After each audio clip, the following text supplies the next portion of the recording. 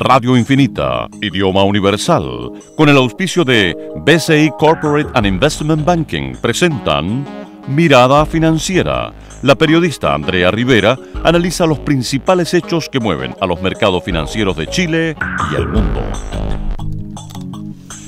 Hola, ¿cómo están? Buenas tardes. Bienvenidos a Mirada Financiera de este día miércoles 1 de octubre, iniciando este 10º mes del año. ¿Cómo ha pasado el año? Estoy hoy junto a Patricio Rocangliolo, director de Avance Capital. ¿Cómo estás, Patricio?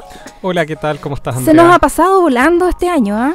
Volando. Un año bien intenso. Siempre todos los años son bien intensos. Pero este parece que ha sido más intenso, con tanta discusión, reformas, en términos económicos, de cómo ha ido evolucionando también nuestra economía. Así que, bueno, vamos a estar conversando de eso y, por supuesto, del presupuesto 2015, que ayer ya conocimos, ¿no es cierto?, los primeros lineamientos por parte de la presidenta Michelle Bachelet, y hoy más en detalle con lo que a las declaraciones que ha dado el ministro de Hacienda, Alberto Arenas. ¿Te parece si revisamos primero cómo están los mercados internacionales, Patricio, para que ya nos metamos de lleno al análisis de esta jornada? Comenzamos por Asia con un Nikkei que bajó un 0,56%, el Hansen también retrocedió un marcado 1,28% y el Shanghái avanzó un 0,26%.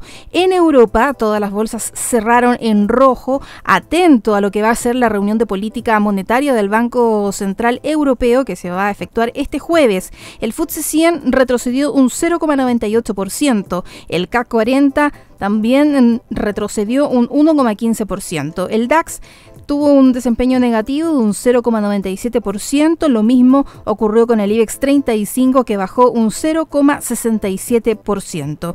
En Estados Unidos la verdad que también el panorama es adverso. El Dow Jones a esta hora baja un 1,20%, el Standard & Poor's 500 desciende un 0,85% y el Nasdaq retrocede un 1,14%. Santiago no se queda atrás, también está en terreno negativo. El IPSA retrocede hasta ahora un 1,17% y el ICPA un 1%.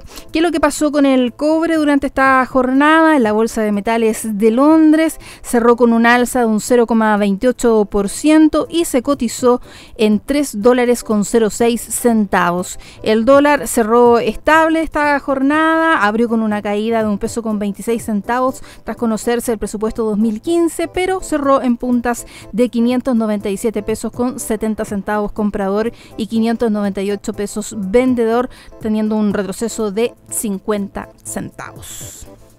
Nos vamos a presupuesto, que es el tema del día, ampliamente debatido en sectores políticos. Se están viendo los pro y los contra, un presupuesto 2015 que va a ser expansivo, con un gasto público que va a ser de un 9,8%. El ministro Arenas decía que son 5.500 millones de pesos adicionales en comparación al presupuesto del año pasado, el que está rigiendo ahora el 2014. De los cuales 2.300 vienen aportados por la nueva reforma.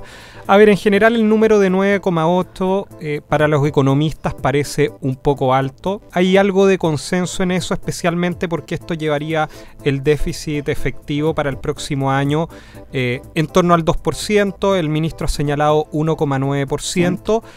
Quizás lo más preocupante es que con ello el déficit estructural está en torno al 1%, 1,1%. Entonces esas son cifras que probablemente, no me atrevo a decir que incomodan mucho. Hay que tenerlo en un contexto de que es una política fiscal mucho más expansiva debido al menor ritmo de crecimiento que estamos teniendo, y eso es lo que un poco quiere imprimirle el gobierno. Quiere un poco más de gasto en infraestructura, que es muy intensiva en mano de obra, para poder así quizás mostrar mejores números también en términos de empleo. Exactamente, para el próximo año. Ahora había un poco más de consenso respecto a que el gasto aumentaría en torno al 8%. Sorprendió este 9,8%. Sorprendió 9,8%, pero no hay que olvidarse que hace algunos días el senador Lagos Weber hablaba de un 12,5%. Entonces es expansivo, es más quizás de lo que uno hubiese querido, pero creo que tampoco es para alarmarse. Quizás el problema hay que entenderlo que podría tener este número alto del 9,8 un poco más atrás. Se han deteriorado tanto las expectativas por la incertidumbre que finalmente hay un mucho menor crecimiento y gran parte de los gastos adicionales que se están haciendo, más que para las reformas, se están haciendo para recuperar ese dinamismo y ese empleo que se ha perdido. Por lo tanto, se pierde quizás un poco el foco. Un buen ejemplo es el presupuesto para educación, que crece un 10,2%. Lo cual parece mucho, pero cuando el presupuesto general está creciendo un 9,8, un 10,2 es un alza absolutamente en línea con lo que están creciendo el resto de las carteras. Y el mayor crecimiento viene por el lado de obras públicas, justamente apuntado a recuperar los niveles de actividad económica que se han perdido producto de la incertidumbre. Entonces, es un presupuesto que trata un poco de ayudar al sector privado que sin duda se ha echado para atrás en términos de inversión y de suplir un poco ese rol. Quizás es más barato cambiar las expectativas del mercado y de los agentes que tener que ponerse la mano en el bolsillo y sacar para gastar, para recuperar algo que se perdió producto de la incertidumbre que se generó. Patricio, y en ese sentido, si uno compara, y me puede sacar del error si es que lo estoy cometiendo, si no me equivoco, el presupuesto del año 2008-2009 también fue bastante expansivo, en un nivel casi de un 12,8%, si no me equivoco, producto de la crisis económica mundial que atravesamos. Claro, ahora no hay que olvidarse que el año 2008 fue la crisis financiera internacional, la quiebra de Lehman Brothers. Hablamos de un evento mucho más catastrófico, por decirlo así, que simplemente algo que nos está golpeando a nosotros más internamente. Hay un efecto internacional, por supuesto que lo hay, pero en mucho menor medida. Entonces creo que son momentos totalmente distintos para comparar el presupuesto que se hizo para el año 2009 que el que se está haciendo ahora. Pero como reitero, la cifra es mayor de gasto y va a implicar un déficit efectivo un poco mayor de lo que uno hubiese querido. Pero la verdad por lo menos está un poco mejor de lo que se había hablado hace algunos días también. Claro, hablábamos, ¿no es cierto?, y tú lo mencionabas muy bien con respecto a esta inversión pública que se va a traducir en inversión directa, también como en transferencias de capital en un 27,5% respecto del presupuesto anterior. Se decía, ¿no es cierto?, por parte de la presidenta Michelle Bachelet que esto representa un incremento histórico en inversión pública, pero también, ¿no es cierto?, ligado al análisis que tú hacías, ¿qué tan efectivo puede ser eso, no es cierto? Si el gasto viene por el sector público, pero tenemos todavía un sector privado que está reticente a reactivar la inversión en nuestro país producto de las incertidumbres, más allá de que ya se despejó la reforma tributaria, de hecho hoy comenzó a regirnos parcialmente, pero tenemos otros temas que hay que despejar, como la reforma laboral, como lo que va a pasar en educación. ¿Cómo se van a destinar y cómo se van a invertir esos recursos adicionales que vienen de la reforma tributaria? Bueno, lo que está sucediendo claramente, el sector privado está perdiendo empleos y el sector público está tratando de suplir a través de una política fiscal más expansiva esos empleos, dándole el foco a la creación de esos empleos, más que dándole el foco al mayor gasto producto de las reformas que efectivamente se están haciendo. Y ahí te quiero añadir otro elemento, cuando se hablan de empleos de calidad, que fueron tan cuestionados, ¿no es cierto?, durante el periodo del presidente Sebastián Piñera,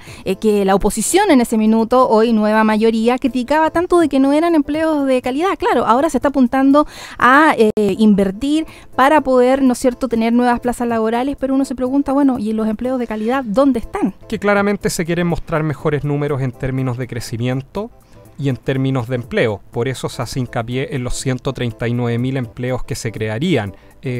Como esos empleos y ese crecimiento no lo está aportando el sector privado, por el motivo que sea, el sector público trata de hacer un esfuerzo en ello. Esto de los presupuestos contracíclicos tiene una lógica bastante bien pensada, si no es ninguna cosa mala pensar que cuando la economía está mucho más frenada, el fisco puede gastar tiene que ponerse con más. Exacto. Lo que hay que ver es, bueno, cuando la economía ande bien efectivamente, porque hace ya tiempo que no vemos números de superávit, sino que ya uno se va acostumbrando un poco más a los quizás números negativos. Por lo tanto, creo que en su génesis el presupuesto tiene una lógica bien pensada de tratar de apoyar la actividad ya que el sector privado está perdiendo dinamismo. Lamentablemente, eso viene por algo que se provocó en una medida importante en las mismas autoridades. Entonces, un contrasentido que yo mismo provoco un problema en parte, no en su totalidad, y después yo mismo tengo que salir a gastar recursos que quizás el origen de lo que fueron pensados era más para gastarlos en otra cosa que simplemente en tratar de reactivar la economía. Claro, cuando se hablaba, ¿no es cierto?, se aplicaba este dicho de que cuando están las vacas gordas hay que ahorrar para utilizarlas en periodos de vacas flacas. Sin embargo, hemos tenido, ¿no es cierto?, que nuestro principal ingreso económico, que es el cobre, ya dejó su ciclo, ¿no es cierto?, fuerte de precios. Estamos en niveles ahí de casi un $3 por libra, lo que es bastante bajo en comparación a los años anteriores en que Chile tuvo bastante ingreso de recursos debido a la venta del cobre. Y por otra parte también, Patricio, preguntarte el impacto de este presupuesto 2015 expansivo y contracíclico también en lo que va a ser la inflación. Bueno, esa es una excelente interrogante. La verdad, lo dicho aquí mismo, el tema de que la inflación puntualmente iba a ser, por lo cual las bajas de tasa de interés por parte del Banco Central no tenían un problema, ha quedado absolutamente demostrado que la inflación alta no era una cosa puntual de un mes, como se quiso hacer creer. Yo recuerdo que siempre fui muy reticente, sí. Lo conversé contigo, lo conversé incluso con Paulina. La verdad, la inflación ya lleva muchos meses en torno al 4,5%. Estamos esperando la de octubre. La de septiembre, que vamos a conocer en los próximos días, se habla que va a ser en torno al 0,6%. La de noviembre se habla en torno al 0,4%, al 0,5%. O sea, estamos hablando de inflaciones bastante altas. El pero de un presupuesto expansivo, sin duda, además de que no es el dinamismo del sector privado, que es lo que uno espera, sino que es algo más bien temporal, estamos viendo que realmente pueden haber presiones inflacionarias. Entre más gaste el fisco, mayores son las presiones a la inflación. Se habla que la tasa de inflación va a converger a las expectativas del mercado en torno al 3%. La pregunta que uno se hace es ¿cuándo va a suceder eso? Porque llevamos muchos meses con una inflación absolutamente sobre la tasa de política monetaria y una inflación muy por sobre la meta del Banco Central, cuyo rol es mantener la inflación. Ese es su mandato constitucional. La verdad, el impacto que va a tener en la inflación, yo creo que sin duda lo va a presionar un poco al alza. En la magnitud que va a tener ese impacto, creo que es muy difícil dimensionarlo. Yo por ahora de esto no lo puedo dimensionar, pero lo que sí se ve es que es complejo que la inflación vaya a converger tan rápidamente al 3%. En algún momento lo va a hacer, los precios no suben en forma infinita. El problema es que ya nos hemos acostumbrado durante muchos meses a tener la inflación anual sobre el 4, el 4,5%. Además sabemos muy bien que cuando algo sube es muy difícil que baje, se queda ahí. Así es en general la regla. Sí, así es la regla. Patricio, y con respecto a esto también, ligando un poco, ¿no es cierto?, los efectos de este presupuesto, lo de inflación que analizabas tú, también conocimos durante esta semana palabras del presidente del Banco Central, Rodrigo Vergara, que decía que, y anticipaba de cierta forma, de que ya los recortes de la tasa de política monetaria quizás es muy probable que se estanquen en un 3% ya en la próxima reunión, dejando ahí, ¿no es cierto?, en stand-by el estímulo que había aplicado hasta ahora el central. Es que yo creo que la inflación, en la medida que nos cede, es lo que le está amarrando las manos. Exactamente, no le va a dar espacio al Banco Central para que siga bajando la tasa. Quizás incluso la tasa no debería haber bajado tanto. Yo creo que lo que sería el mundo ideal es que realmente la actividad empezara a repuntar y que el Banco Central no tuviese este dilema de seguir bajando la tasa versus inflación, porque la actividad volvió a repuntar y no se necesita bajar la tasa de interés. Yo siempre he pensado que la principal contracción que hemos visto en los niveles de actividad no tiene que ver con la tasa de interés, sino que tiene que ver más con la incertidumbre y, en segundo lugar, con el escenario externo. Desde ese punto de vista, bajar la tasa de interés es poco lo que puede hacerse respecto a eso. Es poco lo que va a incentivar la economía y queda demostrado en que el sector privado no es el que se va a recuperar, por ahora, sino que es el sector público, con lo cual menos necesario se hacía bajar la tasa de interés, porque el sector público con un presupuesto fiscal más expansivo, la verdad no depende de si la tasa de interés baja es más expansivo o menos expansivo. Lo que busca con bajar la tasa de interés es que el sector privado reactive sus proyectos.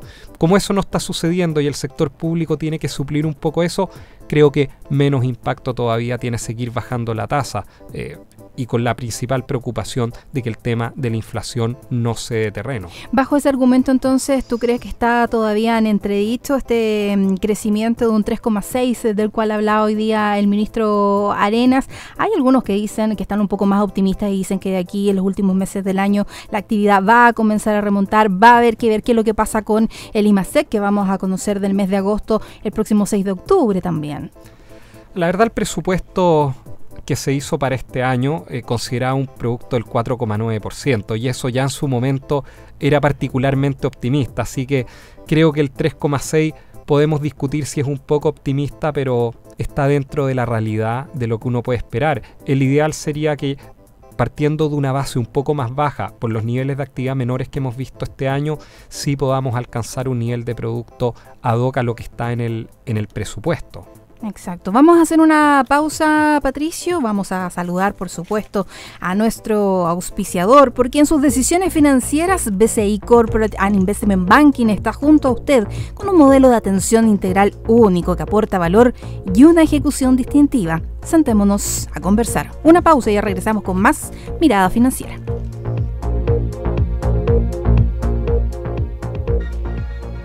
BCI Corporate and Investment Banking, un socio estratégico con un modelo de atención integral único y un banquero de relación que le entregará las mejores soluciones ante desafíos complejos, avalado por un banco con más de 75 años de experiencia en el mercado. BCI Corporate and Investment Banking. Sentémonos a conversar.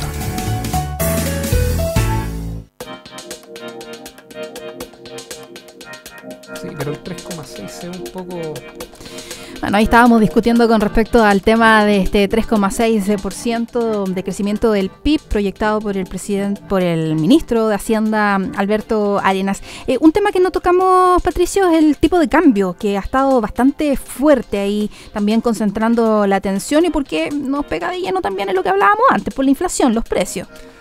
A ver, en general, bueno, lo tuvimos un poco sobre 600 pesos, pero se ha estancado en torno a los 600 pesos. Yo creo que hay dos cosas de tener en cuenta. Primero, sorprende un poco que se haya estancado las últimas 2 semanas, especialmente en torno a los 600, porque afuera el dólar ha subido en forma muy significativa. Sí, muy fuerte. Lo hemos visto respecto al euro, a monedas duras y respecto también a monedas emergentes. Hemos visto que ha subido en Colombia, ha subido en Brasil, ha subido en México, ha subido contra el dólar australiano, ha subido contra el euro, contra el yen japonés. Es una alza generalizada producto del temor del retiro de los estímulos por parte del FED y de cuándo va a empezar a subir la tasa de interés. Desde ese punto de vista sorprende que el dólar acá se haya estancado. ¿Puede ser porque nos adelantamos en el alza con respecto a otros países? Yo creo que más que adelantarnos, no creo que sea ese el factor, porque yo creo que el alza del dólar acá, por lo menos en una parte significativa, se debió más a la incertidumbre local, a que Chile fuese más visionario y los inversionistas acá se adelantaran al alza generalizada del dólar en el mundo. Creo que fue más por factores acá. 600 pesos es un nivel bastante psicológico, bastante importante, y es razonable que el dólar no llegue y lo rompa en la primera subida. Si a eso le agregamos un presupuesto fiscal muy expansivo, con un fisco que, si bien se financia principalmente por los impuestos, tiene un componente de ingreso en dólares bastante significativo, y el propio presupuesto autoriza a la presidenta para emitir deuda en moneda extranjera, entonces creo que... O hacer uso del bono soberano. Exacto, entonces creo que es razonable que ante este presupuesto mucho más expansivo el mercado reaccionara con un dólar mucho más abajo, sobre todo dada la dependencia de Chile de los ingresos del cobre, y con un Estado que uno percibe que está dispuesto a gastar más para suplir la falencia eventualmente del menor gasto que tiene el sector privado. Así es que no hay que olvidarse que las estimaciones de los principales economistas estaban en que el gasto fiscal iba a ser en torno al 8%. Exacto. Por lo tanto, tenemos un 0.8% adicional de mayor gasto fiscal, y esa predisposición a gastar sí se puede traducir en liquidaciones de dólares, y por eso el mercado hoy día reaccionó a primera hora a la baja tras conocer este mayor gasto fiscal. Sí, vamos a ver también qué es lo que pasa, ¿no es cierto, Patricio, con la discusión del presupuesto de este erario 2015, que tiene como fecha, como tope límite ya el mes de noviembre. Por ahí la alianza, ¿no es cierto?, decía que ellos iban a ser muy rigurosos con respecto a un gasto eficiente en el gasto y cómo estén también, ¿no es cierto?, administradas las distintas partidas para los ministerios. ¿Te parece si nos vamos al ámbito internacional? Porque hablábamos al comienzo, ¿no es cierto?, de estas bolsas en rojo en Europa, atentas a lo que va a suceder mañana en la reunión de política monetaria del Banco Central Europeo y lo que pueda o no anunciar Mario Draghi con respecto a nuevos estímulos para la economía de la zona euro. Ayer conocíamos datos del IPC precisamente de esta zona en un 0,3%, y el euro, que ha desinflado su cotización, como lo decías tú, ¿no es cierto?, por una mayor valorización también del dólar, y que está en niveles de $1.26. ¿Qué es lo que podríamos esperar mañana de esta reunión? Se especulaba, ¿no es cierto?, con respecto a la cantidad de euros que podría inyectar Mario Draghi a la alicaída economía europea. Se habla de compras de bonos. De bonos de activos. Exactamente, se habla de 200.000 millones. La verdad, la eurozona ha hecho quizás todo lo humanamente posible. Hemos visto tasas bajando por segunda vez a niveles negativos para los depósitos. Creo que los movimientos financieros y la cotización del euro refleja más eso eventualmente que otra cosa. Pero no hay que olvidarse que se da en un contexto que Estados Unidos sí está creciendo mucho. Entonces aquí se escogieron dos caminos: el camino de la austeridad versus el camino del estímulo. Y el camino del estímulo ha logrado tasas de crecimiento con un costo, por supuesto, de una emisión mucho mayor, versus la eurozona, que se le están acabando un poco las fichas para lograr esas tasas de crecimiento. Estados Unidos sí ha retomado el ritmo, conocimos el producto de 4,6%, muy significativo, y la eurozona no logra salir de sus niveles de estancamiento. No, pues tenemos un nivel de desempleo en un 11%.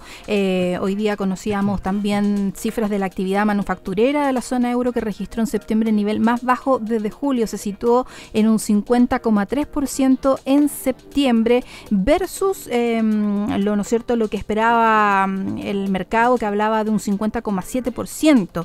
Es complejo, además, si no se va todas estas medidas, ¿no es cierto?, económicas, van de la mano de medidas estructurales de fondo en cada uno de los países miembros. Y quizás más preocupante las cifras de hoy es que las cifras en Alemania salieron por debajo de lo que se esperaba y por debajo del mes anterior, y eso realmente sorprende. Recordemos que esta era la cifra final que se conocía de los índices, por lo tanto no tienden a haber muchas variaciones, y fue 4 décimas en el caso de Alemania por debajo de lo que se esperaba, 49,9 puntos debajo de la zona de 50, lo cual, zona contractiva. Exactamente. La verdad, creo que al Banco Central Europeo le quedan muy pocas fichas. Creo que ya la tasa estando negativa, devaluándose el euro, no depende mucho más de si compra un poco más o un poco menos de activo. Yo incluso lo he dicho otras veces, no depende de si la tasa para los depósitos es menos 0,2 o menos 0,1. Ya la reactivación quizás tiene que venir más por el lado fiscal, de políticas fiscales, que por el lado de políticas monetarias, que el Banco Central Europeo no tiene mucho más que hacer realmente. Claro, bueno, hoy día, por ejemplo, la canciller alemana Angela Merkel decía que dependía de cada país europeo cumplir su promesa de política presupuestaria, y advirtió que la credibilidad de todo el bloque estaba en juego. ¿Qué es lo que dijo puntualmente? Dijo: el crecimiento sostenido a largo plazo solo puede conseguirse sobre la base de políticas presupuestarias sólidas. Se trata de la credibilidad de la Unión Europea, ha dicho Merkel, ahí en Europa, dándonos cierto también palabras para sus socios, y que esto tiene que repuntar, porque dice: no estamos en un punto en que podamos decir que la crisis está completamente detrás nuestro, por lo tanto ahora es importante para todos cumplir con sus compromisos y obligaciones de forma creíble. Vamos a ver si lo logran. Pero la verdad hay que tener en cuenta que Europa se apretó el cinturón en forma bastante significativa. Y eso es algo que es bastante meritorio, sobre todo en una época de crisis. Quizás el mercado está un poco más optimista respecto a que las medidas del Banco Central Europeo podían tener mucho más efecto. Pero la verdad el efecto ha sido bastante limitado. También se ha pensado que quizás el mayor crecimiento de Estados Unidos puede estimular en algo la demanda global, incluido en ello unos mejores números que podamos ver en la eurozona, lo cual tampoco ha sucedido. Y esa es un poco la preocupación de que eventualmente, si Estados Unidos se enfría un poco más, Europa no haya salido habiendo tenido su momento de esta situación de crecimiento que está viviendo prácticamente nulo. Claro, además con un tema de deflación que también es el que preocupa a Europa.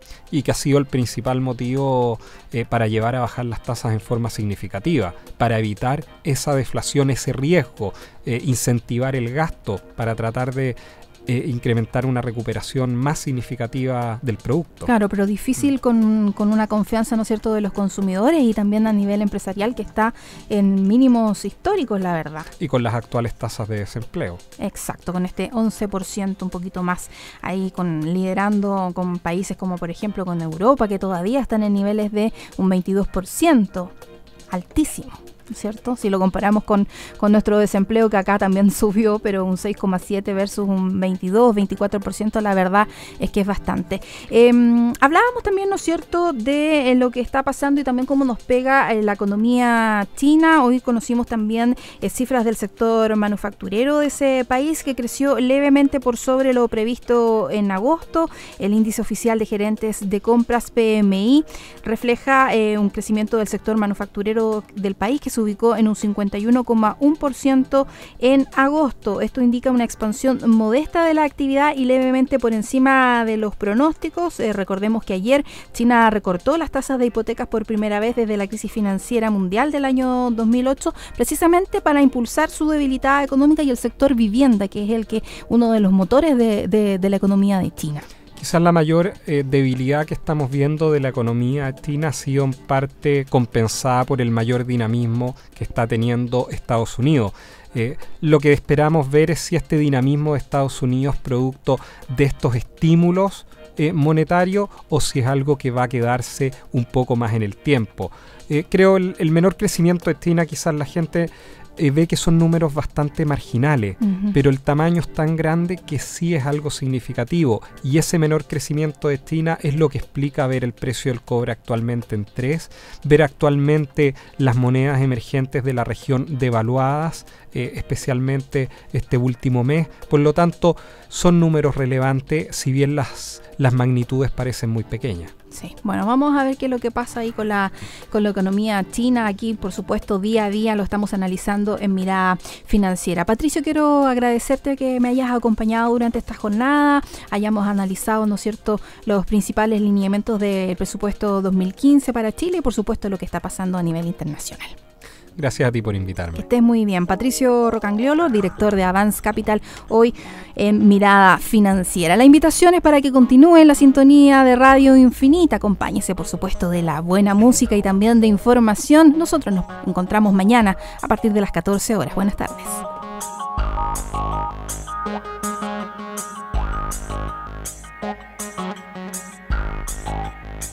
Radio Infinita, idioma universal, con el auspicio de BCI Corporate and Investment Banking, presentaron Mirada Financiera, el análisis de los principales hechos que mueven a los mercados financieros de Chile y el mundo. Mamá, ¿qué?